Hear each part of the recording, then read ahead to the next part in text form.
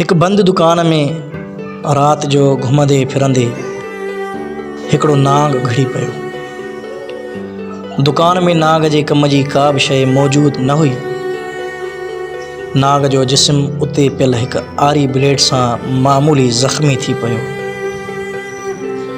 नांग घबराहट में अची पंहिंजे पूरी ताक़त सां उन आरी ब्लेड खे डंग हंयो। नांग जे मुंहं मां रतु वहण शुरू थी वियो। वरी नांग पंहिंजी सोच जे मुताबिक़ आरी ब्लेड खे ज़ोर सां चिंबड़ी जकड़े चीपाटे मारण जी कोशिश कई।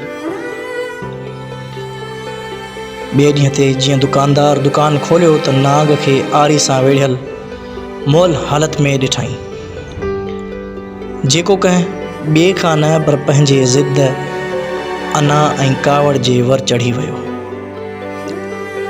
कॾहिं कॾहिं ईअं थींदो आहे जो असां कावड़ में अची ॿियनि जो नुक़सानु करणु चाहींदा आहियूं, पर वक़्तु गुज़रण सां गॾोगॾु असांखे उन ॻाल्हि जी ख़बर पइजी वेंदी आहे त असां हुन जो न पर पंहिंजो ई नुक़सानु करे रहिया आहियूं।